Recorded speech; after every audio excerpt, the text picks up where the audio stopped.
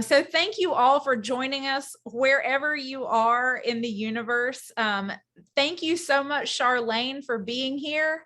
Oh, sure. I promised I'm not going to gush all night long. That's why I've got Violet here to keep me on track. That wet Violet. But it is absolutely no secret, and I am not shy about saying Charlaine Harris is my #1 favorite author of all time. Thank you. So I am just overwhelmed that you would join us for book club. And I'm so honored that we got to read Gunnie Rose and have you here to talk about it. So I'm going to shut up. All right. I don't believe it. I don't either. All right. Well, again, thank you to everybody who's here tonight. We appreciate all of you guys being here, and a huge thank you to Charlaine. And hopefully everybody has had a chance to read An Easy Death and to fall in love with Gunnie Rose. One of the things that I fell in love with, and I know you too, we were talking about this earlier, is this world that you've built, Charlaine. And I would love to know how you decided, like, which time period in American history you would use, and how you decided that the US had like kind of fractured in this way, and which countries would take bits and pieces. So I would love to hear some of what inspired you to create this alternate version of US history. Okay, I can track that pretty well because for me, it was a definite process. Sean Speakman asked me to write a short story for one of his charity anthologies, and I agreed to do it. And I wanted to write something completely different from anything I had been writing because I really don't like writing the same thing over and over. I need to cleanse my palate. So I thought I would like to write about a woman who kills a lot of men. And she had to have a world that would permit her to do that and not get arrested over and over and over and over. So I thought, okay, let's go to the past before telephones and things that made catching people so much easier. Right. And then America would have had to be different, right, from the way it is now. So I went to a logical fracture point, which was the attempted assassination of Frederick Roosevelt. I mean, what do I mean? Franklin. Franklin Roosevelt in Miami before he was inaugurated. There wasn't a clear path of succession then. Oh. And if the president and vice president to be were both out of the running, then it was kind of anybody's guess what would happen. And I thought that was such a critical point in U.S. history, right? Because of the Great Depression, the Spanish flu, and the Dust Bowl. I mean, everything just concentrated on those years, and it was probably the worst era in American history. So I thought, okay, what if he didn't pull it through? He died instead. And his vice president, who was John Nance Garner of Texas, died of Spanish flu. What would happen? Chaos would ensue. Right. And who would move in and take over? Those Canadians. We just think they're really nice. You just think Canadians are nice. Would they bring Justin Trudeau with them? In which case, welcome, Canadians. The Canadians come in from the north. The Mexican government comes in from the south. The original colonies, minus Georgia, decide to revert to Great Britain. The Tsar and his rattle-de-tagglety group land in California and get taken up by William Randolph Hearst.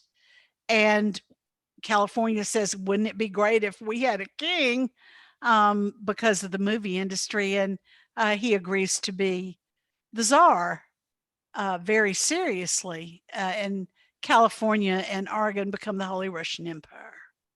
So it all made sense to me, and it got in a lot of elements I wanted to write about. So that was I only thought I would get to write that short story. But when I came to an end of the Midnight Texas books, which means my publisher didn't ask me for any more, I thought, well, I would like to write more about her because, as I said, I really like characters who kill a lot of people. So, So now so the short story that you wrote, is it a period of time before this book starts, almost like a prequel story? um, in some respects, the the beginning of the book and the beginning of the short story have a lot in common, Okay. but they're not identical. Okay. Gotcha. What do you remember the name of the anthology for anybody that wants to look it up? I think it's Unfettered. Unfettered Okay. 2. Be Googling that this evening. Yeah, it's really a good anthology. And I was really pleased to be a part of it. And I just really had enough space to write the story I really wanted to write for it. That's not always the case with the editors for the different anthologies one is asked to be in. You can't always write the story you would really, really like to write. Right. So did you do all of the world building prior to the short story, or did you write the short story and then like that seems like a whole like in-depth creation, Right. like godlike creation of another world for just a short story? Did it just blossom? It just rolled along. All of my books start with the germ of an idea, and then it kind of expands and expands and expands until I have a world. Right. And this was a case of that. I had a kind of sketchy idea in my head when I wrote the short story, and then I developed it and kind of pinned it down when I wrote the first full-length book. And how did you decide? Because I loved, well, when I first started reading, I was kind of confused of like, what time period is this? What's happening? Because I felt like when I first started reading, it was a Western and they were going to be getting on horses and then they got in a truck. And so I loved how it was very intriguing of like, where are we? You know, what do they have? How did you decide what technology from that time period would actually exist for Gunnie Rose? Like, because obviously I would think in other areas of the country, they, you know, they had different things, but like, you know, she was very excited to get a refrigerator, for instance, and like having electricity. But like the car that Paulina and Eli had from California was a much fancier car than what they had in Gunnie's area. So how did you decide which areas would have what type of innovations or technology? I did a lot of Googling. Okay. And thank God there's so much research on the web, like how many households did have a refrigerator in 1935. Right. And then I would say, okay, let's downgrade this a little bit because of all the problems. And the book is actually in, as the series goes on, we're in 1939, right prior to the Second World War. Okay. So I did some Googling, and then I edged it around a little bit in my head to make it fit, and how many hotel rooms had their own bathrooms, because my grandparents owned a hotel 100 years ago, and it literally, and it had 2 bathrooms in the hall. Right. Right. Not in each room, and there wasn't air conditioning in each room either. Right. So I took little bits and snippets of what I remembered, and my things my parents told me about the Depression, and looked up a lot of clothes online too, trying to figure out what women would really be wearing, especially in the third book when she goes to San Diego. I had to figure out what women would be wearing on the street there and what the crowd would look like.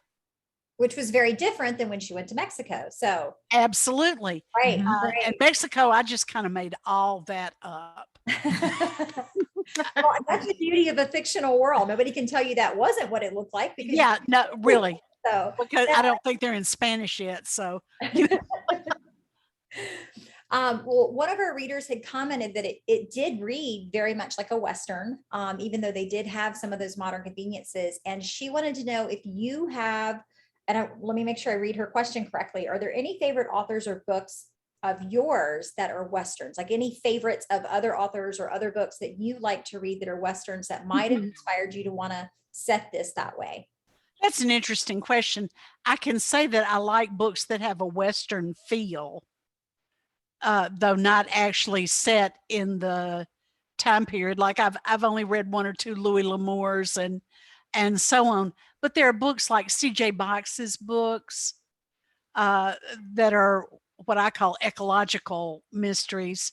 They're about the natural world and what we're doing to it and how people can live and operate in it. His character is a game warden, if I'm remembering correctly. And his books feel very Western to me. And so do Craig Johnson's books. Is everybody writing down a list? these suggestions? They're all wonderful writers, and I really enjoy their work. And they have that Western feel but they're actually in the time now. However, to me, if you're living the outdoor life, it's always going to feel Western. Right. One of the readers kind of expanded upon that a little bit. And I know you said that you like writing different things. I mean, because that keeps it interesting for you. And she said, how did you go from vampires and werewolves to almost steampunk Western? So I would love to know, like, as an author, how, are you kind of like comfortable with writing vampires, werewolves, the creatures that you had written so many books with, and then suddenly to be writing something completely different? Like, what do you enjoy about that? I like the change of it. I don't want to be the writer who writes the same book over and over. Right. That bores me as a writer, not as a reader necessarily. Right. But because if I love someone, I'm just going to read every book. Right. But as a writer, I need to stretch and move in different ways to keep sharp, especially now that I'm older. I don't want to be stuck in the same groove and bore someone by doing the same thing all over again. Well, and I like your genius. See, there I go fangirling again. Like how you can write such different worlds so incredibly well is just mind-blowing to me, because this is completely different than the stuff that you've done before.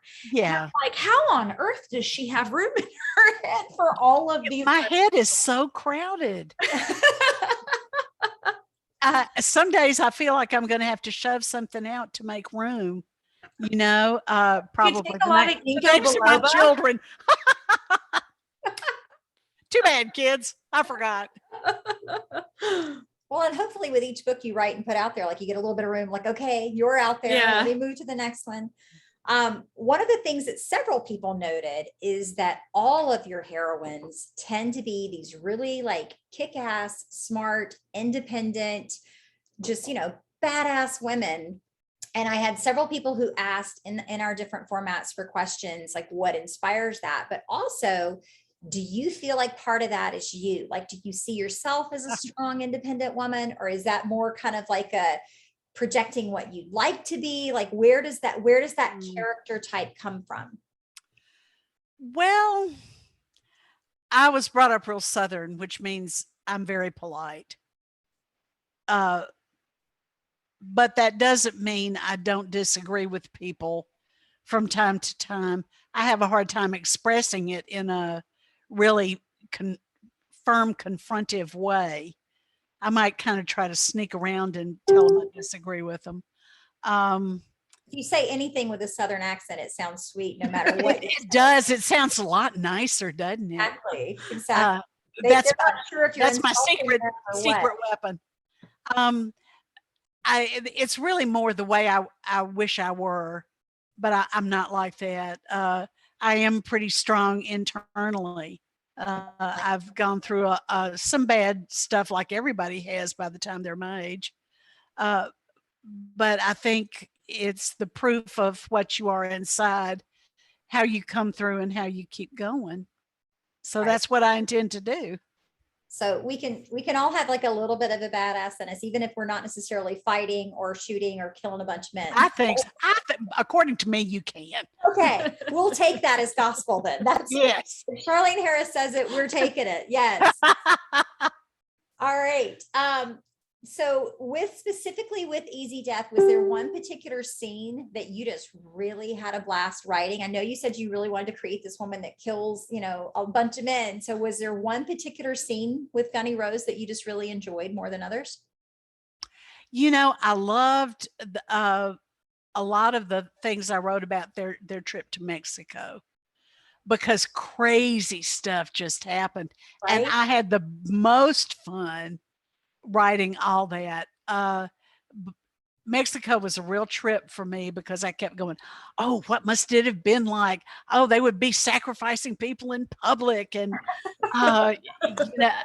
and when she threatens the three guys that are leaning against the car, I just think, I really like that. Yeah. I like that a lot. Definitely. One of our readers made a note of the fact that you chose to make Gunnie Rose 19 rather than 21. And she seems to be an old soul. She seems to have a lot of experience beyond her years. So was it a conscious choice to make her 19 so that she was still a teenager, or was that just how she came to you? So the reader specifically wanted to know why 19 and not 21. Well, why not 35?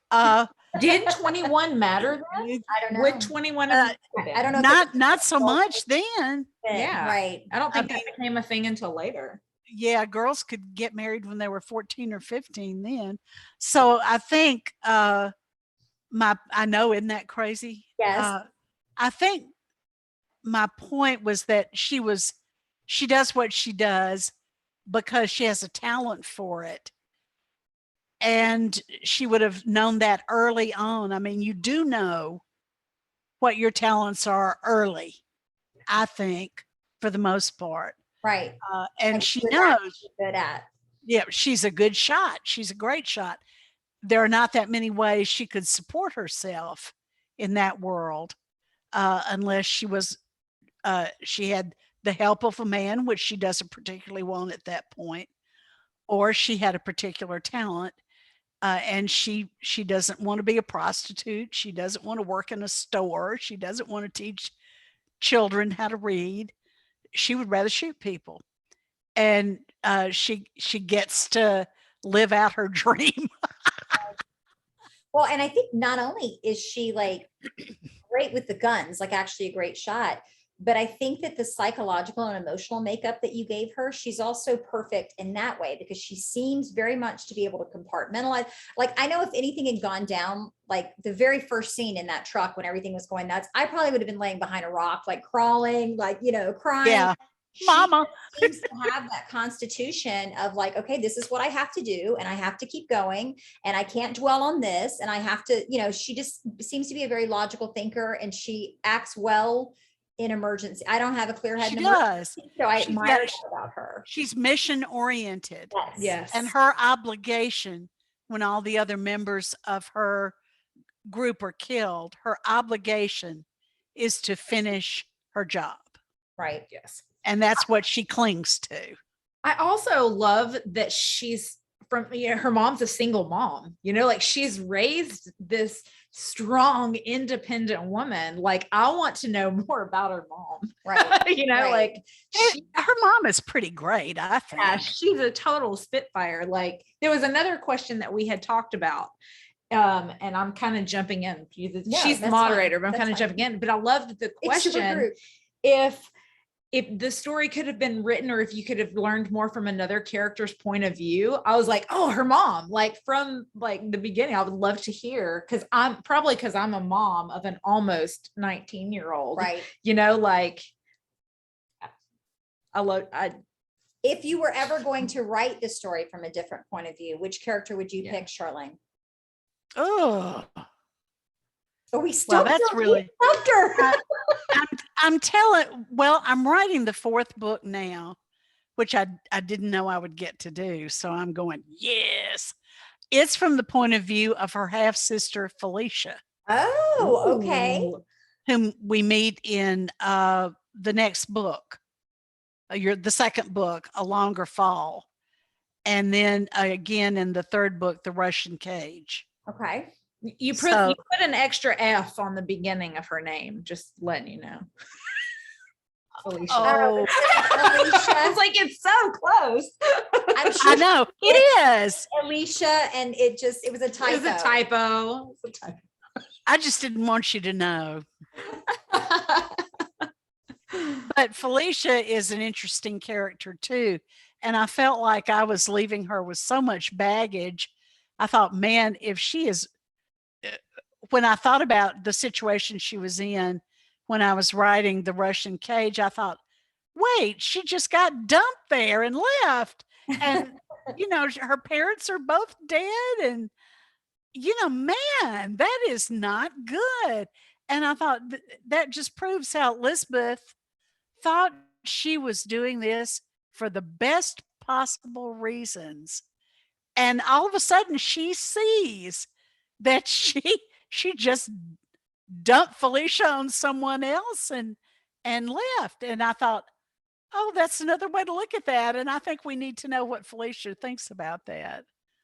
Yeah, So the fourth book is what Felicia thinks about it. It's called A Serpent in Heaven.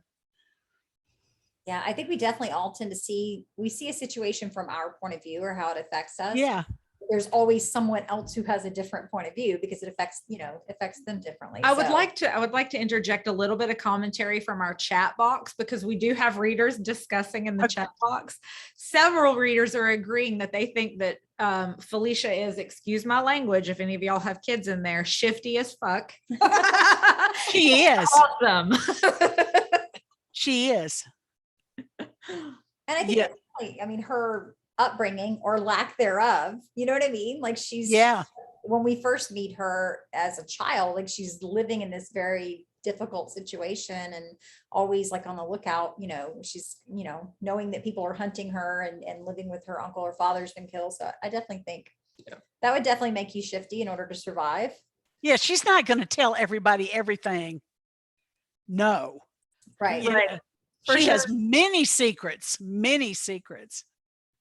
I thought it was very interesting that Gunnie Rose, even with her mom, obviously she has a great affection for her mom, but she just tends to be kind of closed off and not someone who wants to be very affectionate, or not someone who wants to be really close and attached to someone. I remember whenever she came back home and she was anxious to get to her own house, like she didn't want to, stay with her mom then.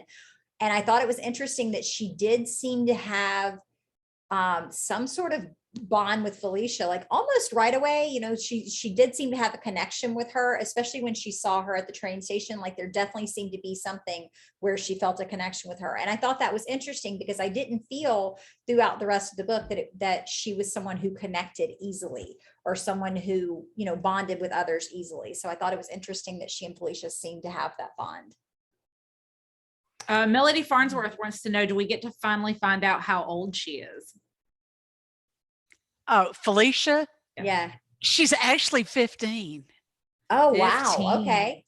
Yeah, her dad kept her spell to look younger to keep her safe. Wow. As he thought because he thought, well, guys are going to start coming after her when she's 13, 14, 15. So I'm going to make her look really young. Well, you can imagine, you can imagine how a 15-year-old in a 10-year-old body is going to feel. But the minute she gets to safety at the Rasputin school, she starts growing. She catches up. Yep, she starts catching up. I want to scroll through and see if we have more questions in there, because I know I don't want to move on from the subject until we get everybody's. I know.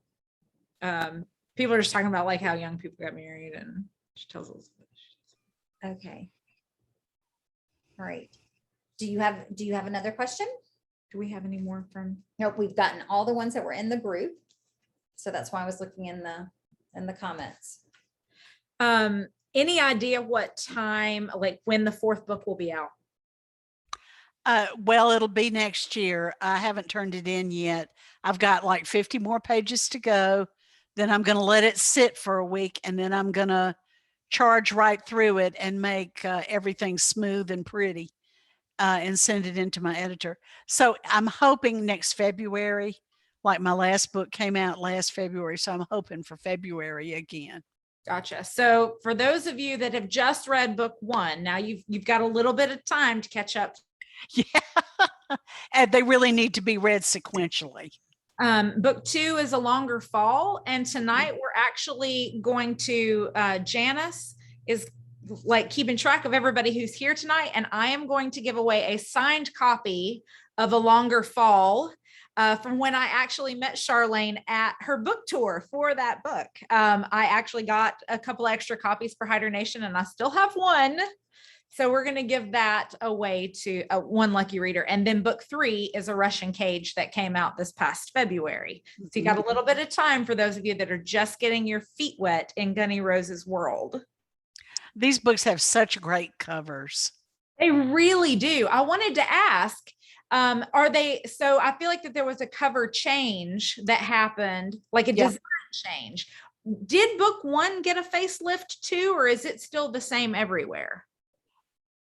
There may be editions that I haven't seen that were different, but the first book was designed in Australia. Gotcha. The second book was designed in America with a different artist. And I think it's a beautiful cover. I love it. It's so eye-catching. Yeah. Yes. And then the third cover was done by the art department and at Saga, and they came up, they wanted to do a design that they could run throughout the remaining books. Yeah, I love it. The remaining books are going to look something like this. I love it. And we saw lots and lots of versions of this cover before we picked one and went with it. How much sway do you get with picking covers? You know, I get quite a bit. Of course, that didn't hold true the first, 20 years of my career. Right. But now you're Charlaine Harris, and they go listen. Sometimes it pays off. Most often, it doesn't make any difference at all. But sometimes you can say, "No, I don't like that," and they'll listen. Well, we have a question, actually, in a couple of different places. We have the same question, just worded a little bit differently. Who is your favorite character in this series? And if there's a character you could bring to life and spend time with, which one would it be? I spend hours with them every day. I really do. They all live in my head. And I really enjoy them. I think the most mysterious character to me is Felix, because I'm still learning about Felix, and he features very heavily in the book I'm writing now. He's a strange guy. He's a misogynist in a way, but he doesn't really like anybody that much. He's a killer. He's a loner. But he has a kind of a soft spot for Felicia, as it turns out, which is odd, but interesting. So I'm really interested in Felix right now. All right. Another question is, how do you decide when you're going to end? Like when you're writing a series and obviously the story continues after you finish one book, you already kind of know that story is going to keep going. How do you decide to end that? Where's the spot that you end that one book and that one section of the story and then begin again with the next book? How do you determine where that first section of the story ends? I still have trouble with that. And this is my 40th year as a published writer. Wow, that's amazing. Yeah, isn't it though? That is so inspiring. It is. That is so inspiring. I just write till I get to the end. And sometimes the last 20 or 30 pages, I'm going, okay, was that it? Was that my final word? And I'm going, no, I have to write some more. And I'll throw in another scene. I'll go, okay, is that it? Is that the final word? And I'll go, no, you still have to explain this. And I'm going, damn it. So I try some more until I finally think, here it is. This is the end. It's like the Lord of the Rings when you thought, God, is it ever going to end? You know, there were like 7 ending points in the Right. last movie. And I'm going, come on, end already. It would go all soft focus and get dark, and you're like, okay. And then they would come back up. And, Like, then, oh, and then okay. the little hobbits come forward, and then Eowyn comes back. And yeah, I'm just going, come on. This has got to be over. And I loved it, but I thought, let's be over now. And then somebody definitely asked Elicia, how did you know with Soul Summoner where one book would end and the next one would start? Well, yeah, usually when I ended a Soul Summoner book, there was always like that nugget on the last page that was like, boom, the shit's getting ready to happen, you know? And so I kind of always had a clear-cut plan in my mind when I got to the end, because like Charlaine was saying, these characters are in our heads all the time, you know? And so that story, even though it's not on the page, that story is continual in my mind. And I know that, boom, this choice that they made here is going to have this reaction later on down the line. Like something that they've done here, if another book is coming, is going to bite them in the ass coming the next place. So I always drop that on the last page, and then for the most part, pick up where the last book started. Right. So it's just a continuation. It's not really like the story stopped and started. It just continued, but it happened to be in a different book. Right. So it wasn't necessarily just going on cliffhanger after cliffhanger. It was like complete story. But I always knew where it was. That we saw a sign this week that said, I trust the next chapter because I know the author. Yes. You know? And so, wow. Right. It's kind of the same as being the author. Like, I know what's coming eventually. We saw a sign in Home Goods actually that said, trust the next chapter because you are the author, like kind of meaning life. And we're like, oh, we should get that for our office. And then when we got to the conference, one of the readers there had on the t-shirt that basically said the same thing, but a little bit tweaked. It was like, I trust the next chapter because I know the author, or, you know, I'll read the next chapter because I trust the author, something to that effect. I'm sure Debbie and Christine are going to let me know that I messed it up, but Christine, it was funny because we saw it twice in one day and we were like, that's a message that we need to get. This is a thing. This is a real thing. Yes. There's a sign. So I love to hear that one of my heroes, my ultimate hero in this business, that her brain works a little bit like my brain does. You know, I don't think there's a wrong way to write. I think there's your way. Correct. And my way, and they're both equally good. I've known writers who wrote 140-page outline. I'm going, I might as well write the book. Right. Right. Yeah, I have an author friend who does this amazing storyboard with Post-it notes, and she moves them all around. Wow. And again, like by the time I wrote all that out, I could just write the book. So, but everybody has their different process. So yeah, I'm envious of people who are that organized. I'm just, are you and then this happens, and then I think this is going to happen, and now I think this is going to happen. Now, when you write like that, because I'm a pantser as well, like just kind of like discovering the story as it happens. But do you have certain scenes or certain parts that are in the future that you already know about that you're kind of working towards, or is it all just coming to you? Often I do. In a longer fall, when the okay, here's a spoiler. Spoiler alert. Spoiler alert. When the train blows up, I did not anticipate that.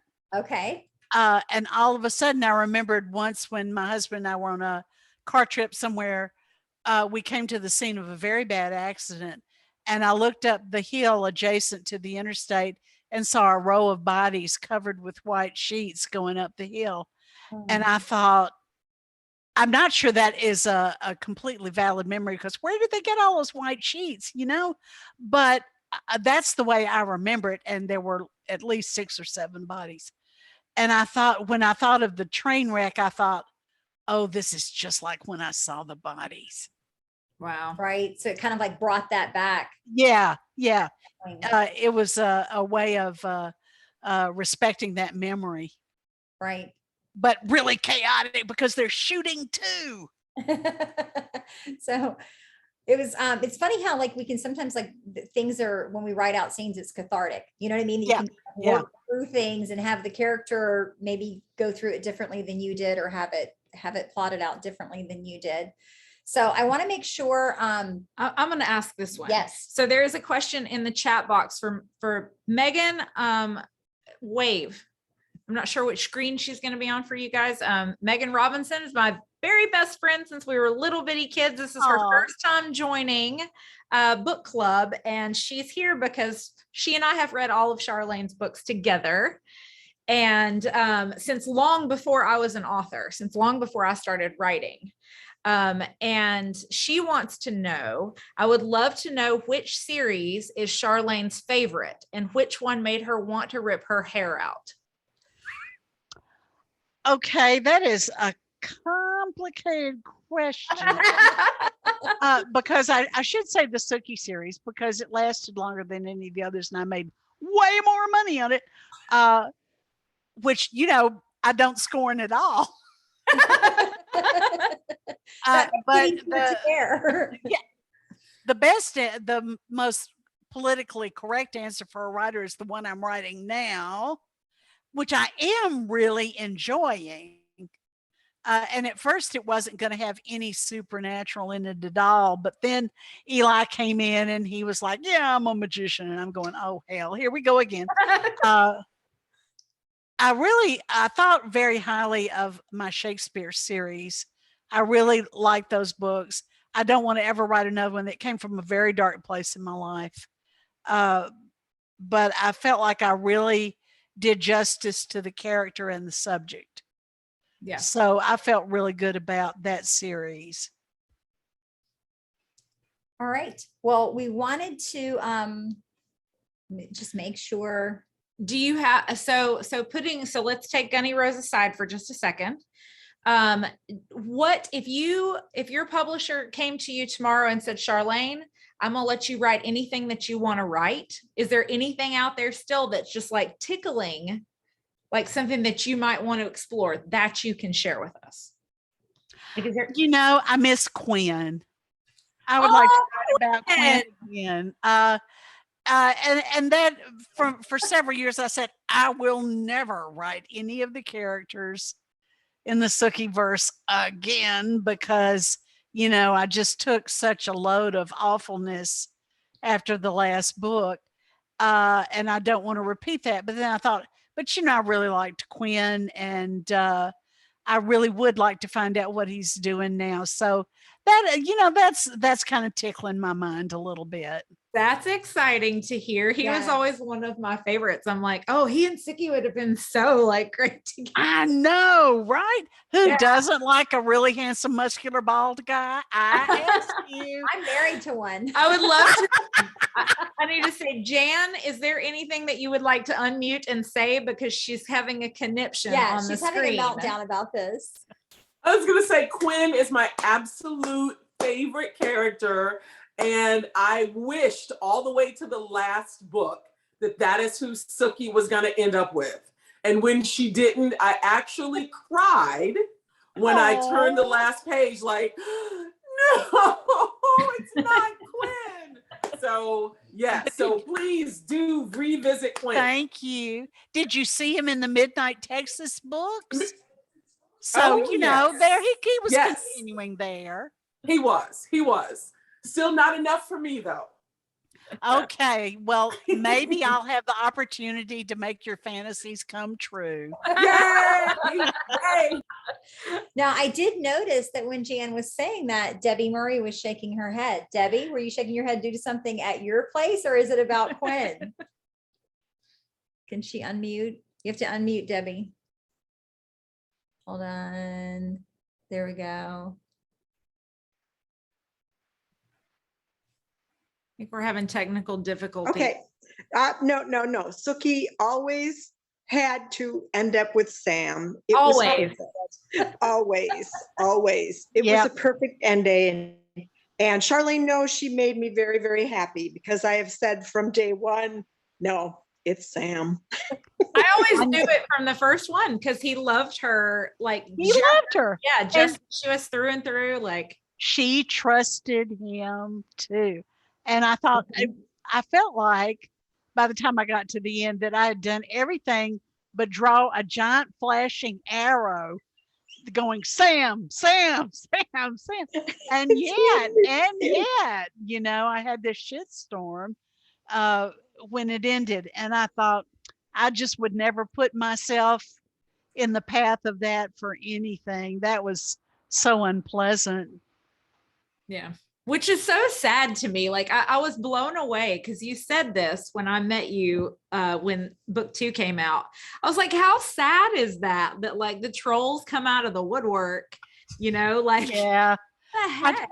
I try to be philosophical about it. And I thought, well, I don't mind anymore. And then I thought, so how come is it every interview you do, you mention that and how awful it was? I thought maybe I'm not really over it. Maybe you're just harboring a little tiny bit of feelings about it. So Maybe I have a little grudge. yeah, definitely hard not to. Well, so. speaking as the woman who wound up with her best friend that understood her from, you know, long before, I really appreciated the ending. Like I loved it. Oh, great. Great. And I would like to point out that I was a huge Sookie fan before True Blood. Thank you. I always feel like it was the readers who came to the books from the show who had the hardest time accepting the ending because they had a different reality. Yes. Right. Yes. They had a much different reality. Much, much different. Yeah. And I do want to point out there's like a little rolling group chat that's going on during this. You had a lot of excitement about Quinn whenever you said that we may possibly find out more about Quinn. So you had a lot of excitement for that. You had a lot of people who were giving support and saying that they hated that there was awfulness and that there was, you know, ugliness at the end. And just a lot of people saying how much they loved the show and that they did read love the series and that they did read long before the show came out and loved it. So I just want to let you know that there's a lot of support flowing through this little group chat. Thank you, ladies. And I really believe that the reason that the shirts and stuff, the book was better was created for the Sookie series and True Blood. Like the books were so much better. Well, they were really different. I'm not going to cast shade on anybody else's creative endeavor, but the books were very different. You know, they're rebooting the series. Now, that's what was going to be my next question. Like, can you tell us anything about this? No. And I'll tell you how I found out about it. Oh my goodness. From Variety. That's how I found out about it. I'm going, well, way to give me a heads up. Fellas. Right? So I don't know if they're going to green light it or not. I'm waiting to see. Interesting. Well, yeah. I know I already stalk your page, shocker. So I'm sure lots of other people will, like waiting to hear news on that. Yeah. You'll know as soon as I do. They'll probably send me a, telegram or something. You would think they would want to tell you so that, if people asked you about it, you would know what's going on. I would know, that like Hallmark always sends me the Aurora movies ahead of time so I can answer questions intelligently. And I appreciate that very much. So it really does, it really wouldn't hurt them to be polite. There is one comment I wanted to read you. It says, this is the first book that I've read of Charlaine's, meaning An Easy Death. It was not the type of book I would pick out, but I fell in love with it as I got into it, so much so that I've bought the second one and I'm currently reading it. That is the desired result. Exactly.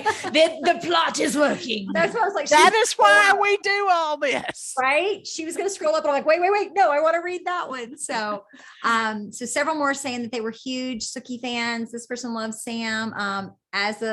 Christy says, as a Louisiana girl, I love that she includes Louisiana in her book. So I say Louisiana because I'm from Mississippi and we don't like to say the whole word, but Louisiana in their books. What else? I'm from Mississippi too. Oh, where are you from? Tunica. Okay. All right. Well, most of my family lives in Monticello. I ended up graduating from high school in Brandon out by the reservoir, but most of them are from Monticello. So, fellow Mississippi girl. Yep. All right. And a lot of times in Mississippi, we don't say that whole word either. We say Mississippi. I say instead of, like, Mississippi. Mississippi. So we dropped the syllable there too. Okay, so I haven't, while she's scrolling through the chat and reading stuff, I do have a question. So you have mentioned that there were a couple of other things that were in the works for TV and movie. Is Gravesite anywhere on that list? Yes. We're getting a lot of reaction. The Harper Connolly books have been optioned by a Canadian company, and they're in development there. So, but this is an incredibly slow process. And Oh, yeah, I'm nothing aware. may happen. You know how that is. I absolutely know. And the Especially other one post-COVID. is the Gunnie Rose books. They've been Yeah. optioned also. That's awesome. That's fantastic. So there again, it's been a long Right. time. So Right. I do know that Soul Summoner was optioned, and it's like this big waiting game that nobody like ever prepares you for. You know, you I get so know. excited and you're like, oh, wait. And then COVID happened and everything. and then COVID happened. Yeah. When True Blood was in development, the writer's strike happened, and they had started filming, and all of a sudden, nothing. Oh my gosh. Pretty much everything in life now we can tack on, and then COVID And then happened. Like, no matter COVID what happened. it is, you know, and then COVID happened. Yeah. So, all right. There is a comment here. You mentioned Quinn factoring in, or Quinn having a feature in Midnight Texas. Are there other cameos by characters that cross series of yours? Like anytime that characters cross over? Yes. Midnight Texas had a character in it from every series I've ever written. Nice. Yeah, I thought this is my big time. I'm gonna just throw everybody in there. So I had a character from the Aurora Teagarden series and from every series, and it was great fun. Great fun to run. One from there was Quinn, and then there was Barry from the Sookie series too. So that was great fun. To be able to visit old friends and see them in a new context. Yeah. Yes. Very, very nice. I love doing crossover. 3 of my series are set in the same town so that I can do that. Oh, wow. Yeah. And have them come. Okay. Then there is a comment here from someone who says, I read the Aurora Teagarden books, and now my 14-year-old son and I love to watch the Hallmark adaptation together. So I think that's awesome that not only did they enjoy the books, but now with her son, she's enjoying the show together. So Well, my girls and I, so when I met you back last decade, back in 2019, when you and I met years Right? ago. My girls, I bought them both of the Gunnie Rose books that were out at the time, and they read those and then read Sookie. And so we've read all of those together. And then next I'm going to get them on Gravesite. And it's something magical about being able to share these worlds that you love with your children and then being able to discuss it. And that's a lovely thing to tell me. Thank you. All right, we have a comment here from Heather, who is saying that it's a testament to how real all of your side characters are, that readers could see Sookie happy with different ones. So she's basically saying, like, you made these characters so believable and so real and so fully dimensioned that different people could picture Sookie ended up with different ones. So that's awesome. That is a subtle compliment. I like that. And then a Mississippi shout out to Alina, says she's from Laurel. So she is one of our hospitality state girls too, Westfield Magnolia. And someone else from Pascagoula. So a couple of things. Harper's one of my favorite, like all of a sudden, like everybody's mentioned Harper. So that's really good. Yeah. Megan and I read Gravesite series first, the Harper Connolly series first. That was where I was introduced to your work and absolutely fell in love with it, me and my girlfriend. And so that's always going to be our foundation, like our favorite, you know? That series kind of icked out a lot of people, but I wanted it to have a high ick factor in it. It did. Sometimes you just need that ick. Sometimes you need the ick. All right.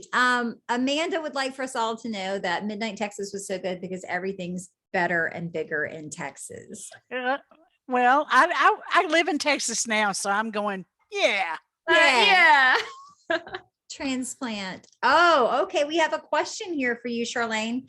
We talked about earlier that in Alicia's Soul Summoner series, there's a big character debate, Team Warren or Team Nathan. So do you have an opinion? Are you going to weigh in on that debate? Would you be Team Warren or Team Nathan? I am not going to weigh in because I don't want to prejudice the outcome. That is a very smart That is a decision. smart decision. If you guys are at Space Coast, there was an incredibly lively debate with Mr. Hyder Oh my and gosh. an entire bar Ooh. full of readers. Yes, it's on video. I think there Yeah, are videos. I of videoed it. It I'm was gonna like very, rewatch it and make sure that it's not like incredibly it inappropriate. was very passionate.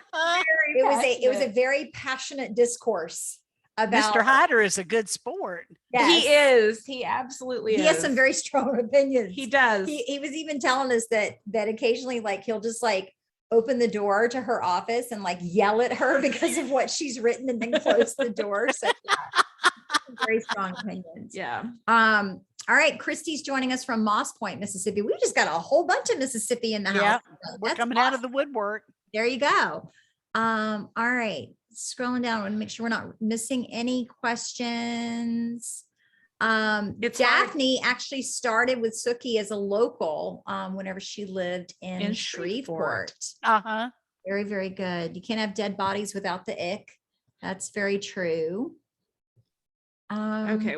Is that All right, it? I think we're Okay, caught up. We're caught up. The chat Woo! is going crazy I know and it's going hard so to keep fast, up it's with hard to it. keep up with it. So, all right. So since we kind of like, we definitely wanted to spend the first portion talking about Gunnie Rose because that's what we had read. We read Easy Death. We've talked a little bit about True Blood. If you guys, we're going to kind of open it up now. We had told readers we wanted to focus on an Easy Death first. So we've talked a little bit about other series, but if you guys have questions about her other series, we'll go ahead and take those questions now. So feel free to pop those into the chat. Yeah, we're trying to stay away from like shouting out and talking tonight because it's such a big group. And as y'all know, this can get real chaotic because we're all real passionate. Yes. Yeah. We have everybody talking at once. It's hard to hear anybody. So Daphne wants to know, Charlaine, did you agree with the casting of True Blood? How did you feel about it? is that I had something nothing you to tell do us? with it. I think they were all fine actors, and I think you can tell that because they've all had great careers since then. Well, how does it feel? How does it feel knowing that your work, like your baby, then launched these massive careers?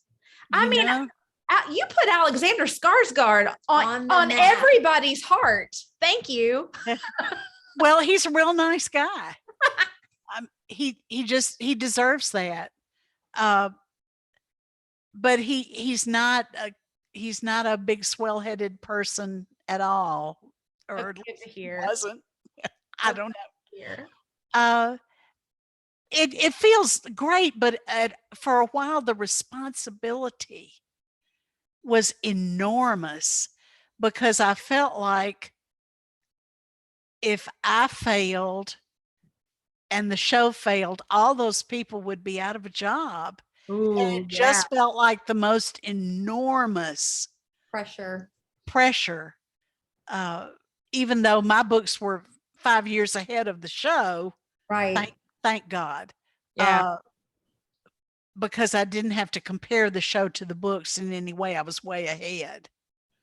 But still, I felt the weight was pulling at me to make sure everything succeeded and to do everything I could to ensure its success. Now, having had a few series now that have kind of transformed into that format or have been adapted into that format, do you feel like when you write, does that affect you at all as you're writing? Do you kind of think about what it's going to be like if it becomes a movie or becomes a television show, or if it's cast in some way? Or are you so firmly in the story in your mind that really doesn't factor in? What I do is write books. I don't cast movies or direct movies or even write the scripts, though a lot of writers put that into their contract that they get to write a script or two. I don't want to do that. I have all I can do to keep writing the books. Right. Yeah. And that's what I do. So I try to keep my focus on the books, as you said, and leave the rest of it to someone else who is an expert in that thing. Right. So it doesn't really affect your story, or it's not No, shaping your story or shaping how you write it to be thinking about that. So that's good that you can. no, that that I stuff. have enough difficulty writing without adding in, oh, how will this look on the screen into that? Right. Yeah. No, I just can't do that. All right. See what else we have. We're about out of time, so we're going to try to grab one or two more questions. All right. Somebody said something about the Aurora movies there. Oh, the Aurora group. I can't talk. Easy for you to say. My tongue is on vacation. The Aurora Florida. group brought us 2 more Aurora books. So that was awesome. Yeah. Like Aurora Yeah. came out, and you were asked this, so I already know the answer to it. You had talked about Aurora having kids, like becoming a mom, and that kind of, you're like, how do you continue doing all of, chasing all of these bad guys when you have babies at home? So I think that everybody was really excited that that was expanded on with the show. Are there any more books that are maybe in the works for? I haven't talked to St. Martin's about anymore. I have my writing schedule pretty much set now. I only write 1 book a year. I'm real slow, and usually 2 or 3 short stories. So I'm kind of busy. Yeah. And I'm going to be 70 in November. So November what? What's your birthday? November 25th. It's Mine's the Thanksgiving 27th. Day. Mine's the 27th. Okay. Yay. I'm just finding all these things that we have in common, We Charlaine. do. It's so true. It is so true. Okay. So there was one that was up there. Let's go back up. Ooh, we got a couple of good ones coming in here at the last minute. Christy asked, when you were doing Cemetery Girl, how did that work with sharing the story writing with someone else? Do you find that an easier or harder way to write? It was great because Christopher Golden knew all about writing graphic novels, and I knew zero. And we've been very good friends for many years now. So he was very kind and patient in teaching me how to write graphic novels. It was very hard for me to grasp at first. I'm using a lot about this. It was hard for me to grasp at first, but it's a completely different way of writing. Right. Right. You can't Processing the story. Yeah, you can't write movement. The artist will do the movement. Right. You have to write the dialogue. Right. And I had to just shed a lot of baggage to be able to do that. It was quite difficult. All right. Definitely wanting to know if there's going to be any more Harper books. Nobody's asked me to write anymore. I want to ask. Thank you. People in this I group are wouldn't asking. mind. I really wouldn't mind writing another Harper if I had a really good idea for one. That just hadn't happened yet. But I've always felt like I left plenty of room to write more about Harper. Then we have a question here from Melody. Do you actually watch the adaptations of your work? So when they make these adaptations, do you sit down and watch them? I do. I watch them out of respect and because I need to know what people are talking about. Oh, yeah. And I need to be part of that experience. I think if my name is on it, I want to know what's happening. Now, is there ever a time that you're watching a scene and you think, like, if it's, with Alexander, or is there ever a time you're watching it and you're like, yes, they nailed that. That's exactly what I meant for it to be. The first couple of years of the show, yes. After that, it was wildly way different. far from my Right. narrative. So Right. not then, but every now and then they would use a line, and I would go, "I wrote that." You'd be like, wow, that's a really good line. What a great line! I even recognize it. That one was really clever. Wait. Somebody else's is Sorry. November 27th. Y'all got a lot of November babies. in the Tammy is group. November 26th, and Andrea, Andrea. I was gonna get it right this time without asking. Dadgummit is November 27th. So Well, you know what's 9 months before that? Valentine's Day. yeah, Sons babies. very, very good. Okay. All right. A lot of other people saying that they're asking about Harper. So Yeah. very, very good. Well, you definitely have an audience for it and somebody that is going to more than willing to be promoting it. If you ever Oh, thank decide to write more you. Harper books. Well, I'm just lucky when I always feel extra lucky when I have other writers who enjoy my work, because writers should spread the word about good writers they know. I Yes. see that as part of my calling. That's Yes. one of the reasons I'm happy I do this, is because I get to talk about the writers I like and Yep. say, go read these books. They're great. Nobody buys one book a year. Nobody. And none of us could possibly write fast enough to, to keep one reader satisfied with books. Exactly. Share the love and share the stories. So, well, I tell you what, just in case somebody missed it, tell us what your next release is going to be. Okay. It's going to be The Serpent in Heaven. Okay. It's going to be released, I hope, February of next year, but I can't guarantee that because my editor hasn't given me a pub date yet. Okay. So The Serpent in Heaven, and I'll we're put it out. possibly for February. That's our hope. Yeah. Your latest release is the Russian Cage. the Russian Cage from the Gunnie Rose series. And obviously we've very much enjoyed this Zoom chat with you, but everyone would also love to see you in person if they have the opportunity.